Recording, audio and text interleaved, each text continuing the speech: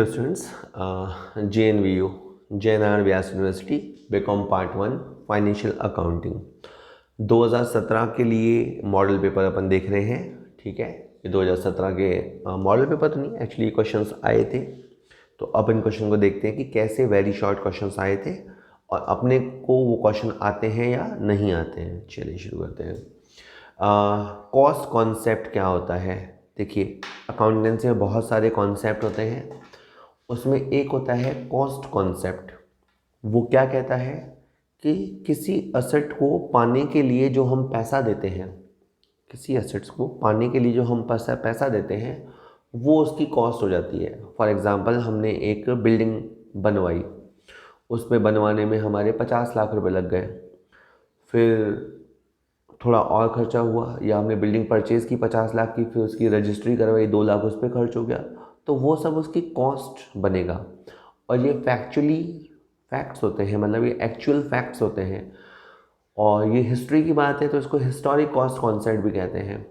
तो इसकी कॉन्सेप्ट की ज़रूरत क्या है कि अकाउंटेंट को बार बार वैल्यूज़ को ऊपर नीचे करने की ज़रूरत नहीं है। जब आप बिल्डिंग खरीद रहे होंगे तो हो सकता है पास में एक बिल्डिंग 5 लाख कम में या 5 लाख ज़्यादा में बिक जाए, तो आपको उसे लेके परेशान होने की ज़रूरत नहीं है।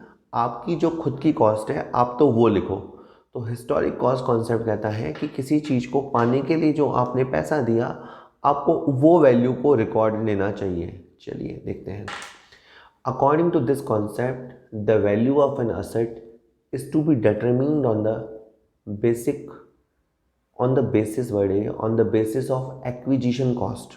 The original or acquisition cost relates to past and therefore it is referred to as historical cost. Finally, अगर मैं कहूँ, बार बार मैं इन वर्ड्स को दोहराऊँ, तो किसी चीज़ को आपने अक्वायर किया, पाया, एक्विजिशन लिया, उसके लिए जो आपको पैसा देना पड़ा, दैट इज़ योर कॉस्ट, और आपको उसी वैल्यू पे, उसी कॉस्ट वैल्यू पे रिकॉर्ड करना चाहिए असेट को।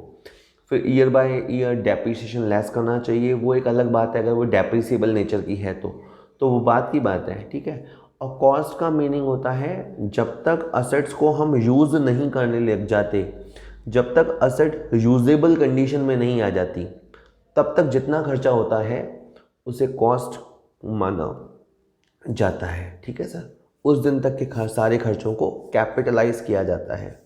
चलिए अगला क्वेश्चन देखते हैं। शॉर्ट वर्किंग क्या होती है? देखिए, मान लीजिए कि आपने कोई अपना राइट किसी को दिया। जैसे आपने, मान लीजिए कि आप गवर्नमेंट हैं, आपने किसी को माइनिंग राइट्स दिए। माइनिंग राइट्स ये थे कि 100 रुपये पर टन तय हुआ, दैट इज़ आपके और उसके बीच में 100 रुपये पर टन तय हुआ, और 50,000 रुपी पर मंथ भी तय हुआ।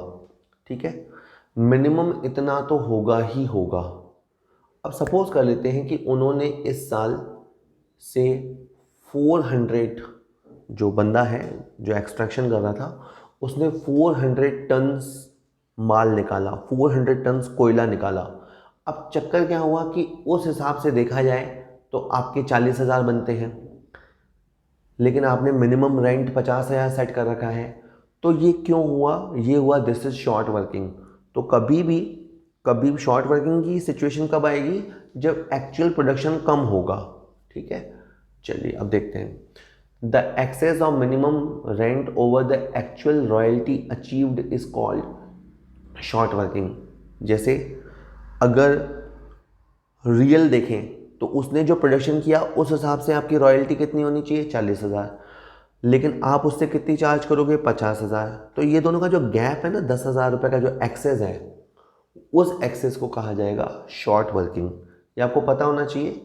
Short working means minimum rent minus actual royalty, ताकि फिर बाद में आपको उसकी अकाउंटिंग करने में काम आएगा ये। ठीक है सर, चलिए next. Claim for increased cost. अब जैसे एकदम से वर्ड आया क्लेम फॉर इंक्रीज कॉस्ट, तो आपको समझ में आना चाहिए ये कहाँ से वर्ड आ गया। देखिए, जब दुकान में आग लग जाती है, हमारे प्रेमाइसेस में आग लग जाती है, तो 3-4 महीने के लिए दुकान डिस्टर्ब हो जाती है। अब आप चाहें तो ये कर सकते हैं कि भगवान भरोसे बैठे रहें, 3-4 महीने में धीरे धीरे धीरे सेल बढ़ना शुरू होगी। आप कुछ खास प्रयास ना करें। हो सकता है कि आप कुछ स्पेशल एफर्ट्स करें। भाई आग लग गई, लेकिन आपने हार नहीं मानी सर, आपने अपनी सेल को बनाए रखने के लिए या सेल को वापस से फटाफट ट्रैक पे लाने के लिए कुछ एक्स्ट्रा प्रयास किए, जैसे जैसे आपने पास में एक और बिल्डिंग किराए पे ले ली, या आपने होम डिलीवरी देनी शुरू कर दी, या आपने 2 या 3 नौकर रख लिए, आपने जगह जगह विज्ञापन कर दिया। इस सब से क्या होगा सर, आपकी कॉस्ट इंक्रीज़ होगी। तो व्हाट इज़ इंक्रीज्ड कॉस्ट, कि शॉर्ट सेल का गिरना। शॉर्ट सेल्स को बचाने के लिए या शॉर्ट सेल को मिनिमाइज़ करने के लिए जो आप एक्स्ट्रा एफर्ट्स करते हैं उसे कहते हैं इंक्रीज कॉस्ट। इंश्योरेंस कंपनी से अगर आपका अग्रीमेंट हो सकता है तो you can recover increase cost also. ठीक है सर, चलिए देखते हैं। Sometimes fire insurance contract include that during the indemnity period additional expenses incurred to increase the sale will be paid by the insurance company. These expenses include rent of the new premises, rent of the plant and machinery, advertisement expenses, etc. Compensation of these additional expenses are made in condition where during the indemnity period sale is increased. क्या क्या बोल रहा है देखिए, कई बार insurance company और हमारे बीच में अग्रीमेंट होगा कि अगर हमने स्पेशल एफर्ट्स किए आग लगने के बाद, तो उस स्पेशल एफर्ट्स का जो एक्स्ट्रा खर्चा आएगा वो भी खर्चा कंपनी, इंश्योरेंस कंपनी हमें दे देगी। यानी आग लगने से जो नुकसान हुआ वो तो कवर करेगी, हमारे एक्स्ट्रा खर्चों को भी वो कवर करेगी। लेकिन इसमें कंडीशन होता है कि एक्स्ट्रा खर्चे करने की वजह से एक्स्ट्रा सेल अचीव होनी चाहिए। उसका फिर फॉर्मूला होता है, 3 फॉर्मूले लगते हैं, उन 3 फॉर्मूलों में से फिर तय होता है कि आपको इंक्रीज कॉस्ट के लिए कितना मिलेगा। बट अभी के लिए बहुत है। चलिए सर, नेक्स्ट है पेटेंट रॉयल्टी क्या होती है। ये क्वेश्चन पिछले साल भी आया हुआ है। पेटेंट रॉयल्टी में क्या होगा, आपने किसी चीज़ का आविष्कार किया, इन्वेंशन किया, और आप अपना वो जो आविष्कार है, वो जो नॉलेज है, डिज़ाइन है, फॉर्मूला है, वो या तो आप सीधा सेल कर दोगे, वन टाइम आपने सेल कर दिया, या आप बदले में रॉयल्टी चार्ज करोगे। कि भाई जैसे मान लीजिए मैंने कोई एक मशीन बनाई है ना, उस मशीन से मान लीजिए कोई प्रोडक्ट बनेगा और वो बहुत अच्छा बिकेगा, मुझे पता है कि बहुत अच्छा वो प्रोडक्ट बिकेगा, तो मैंने कह दिया कि भाई मुझे 2 रुपये पर पीस रॉयल्टी चाहिए। ठीक है, मतलब मैंने कोई आविष्कार किया, फिर मैंने एक कंपनी के साथ अग्रीमेंट किया कि आप मेरा फॉर्मूला यूज़ कीजिए, प्रोडक्शन करो, सेल करो, मुझे 2 रुपया पर पीस रॉयल्टी चाहिए। तो जब जब बिकेगा, जितना जितना बिकेगा, उस हिसाब से मुझे रॉयल्टी मिलेगी। आप चाहे तो मिनिमम भी तय कर सकते हैं। ठीक है, तो कोई चीज़ बनाइए, साइंस लाइन वाले तो अधिकतर बनाते ही रहते हैं पेटेंट राइट्स वगैरह। चलिए, और बदले में फिर आपको ताउम्र या एक सर्टेन पीरियड ऑफ टाइम तक पैसा मिलता रहता है। It's called royalty, patent royalty. ठीक है सर।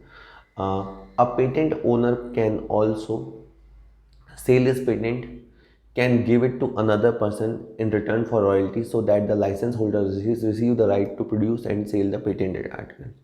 मतलब इसमें क्या होगा, आप अपना राइट किसी को दे देंगे, जिस कंपनी को आप देंगे लाइसेंस होल्डर को, वो उस चीज़ का प्रोडक्शन करेगा, सेल करेगा। ये वो चीज़ होगी जो ओरिजिनली आपने डिज़ाइन की थी, लेकिन आप प्रोडक्शन करना नहीं चाहते या कर नहीं सकते, तो आपने अपना वो राइट उनको दे दिया, franchise they the, right they दिया, और बदले में आपको रॉयल्टी मिलेगी, known as patent royalty.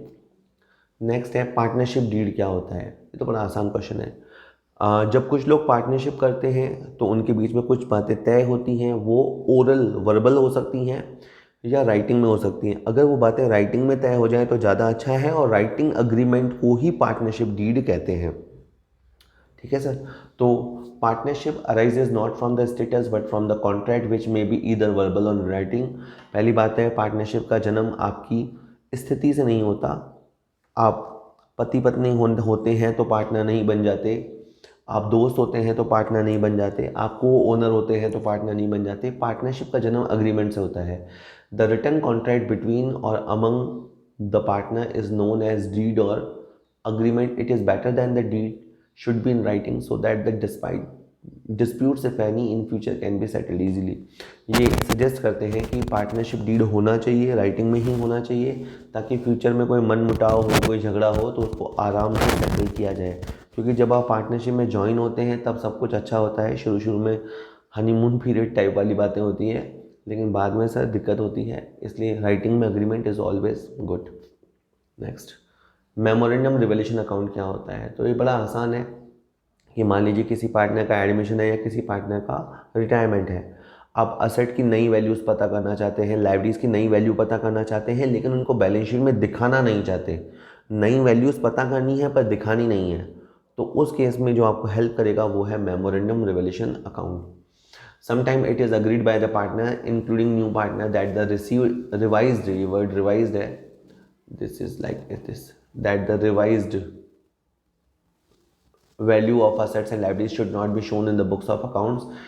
In this condition, no changes are made through the revaluation account, but adjustments are made for profit or loss due to revaluation is partner's capital account. For calculating profit or loss, memorandum relation account is prepared. कहता है अगर आपको asset और liabilities की value change करनी है तो go for revaluation account, अगर आपको वैल्यू चेंज नहीं करनी है तो आप मेमोरेंडम रिवैल्यूएशन बना देना, वहाँ से 2 एंट्रीज अपने आप बनेंगी, वो 2 एंट्रीज अपने आप पार्टनर्स कैपिटल में चली जाएंगी। So finally if you want to continue with old values आप दिखाना चाहते हैं तो आपको मेमोरेंडम रिवैल्यूएशन सूट करेगा। अमालगमेशन ऑफ पार्टनरशिप फर्म्स क्या होती हैं? तो अमालगमेशन क्या होता है कि जैसे मान लीजिए एक फर्म है ए और एक फर्म है बी, इन दोनों फर्म को टेक ओवर कर ले सी, तो बेसिकली अमालगमेशन ये होता है एकीकरण। 2 छोटी छोटी फर्मों को मिलाकर एक नई फर्म क्रिएट कर दिया जाए तो उसे अमालगमेशन कहेंगे। या ऐसे भी होता है कि मान लीजिए एक फर्म है ए, या इस फर्म का नाम रख देते हैं एम कॉम, एक फर्म का नाम रख देते हैं एम कॉम और एक फर्म का नाम रख देते हैं बी कॉम। तो अगर ऐसा है कि एम कॉम अगर बी कॉम का बिजनेस टेक ओवर कर ले तो उसे भी अमालगमेशन कह देते हैं, हालांकि इसे टेक्निकली एब्जॉर्प्शन कहा जाता है। एम कॉम लिमिटेड अगर messrs M Com messrs B Com को अगर खरीद लेती है तो उसे एब्जॉर्प्शन कहेंगे, पर कभी कभी उसे अमालगमेशन भी कह देते हैं क्योंकि एकीकरण वर्ड है, 2 कंपनियां एक तो हो ही गई हैं। तो in an amalgamation 2 or more firms are combined into 1 by merger or 1 by taking over the other। तो 2 लोग मिलकर थर्ड कंपनी बना लें या बड़ा हाथी छोटे हाथी को खरीद लें, this is known as amalgamation. Therefore the term amalgamation contemplates 2 kind of activities, 2 or more firms join to form a new company or absorption of one by the other। Thank you very much। Video useful लगे तो share कीजिएगा। सुनने में एक बार heavy लगता है लेकिन एक बार कानों में चला जाता है और अगर आप कंसंट्रेशन के साथ सुनते हैं तो डेफिनेटली वो आपको फ़ायदा करता है। आपको नॉलेज ना हो, इससे बढ़िया है कि आपको कुछ नॉलेज तो हो, और फिर आप अपनी नॉलेज को जितना बढ़ाएंगे उतना आपको फ़ायदा होता है सर।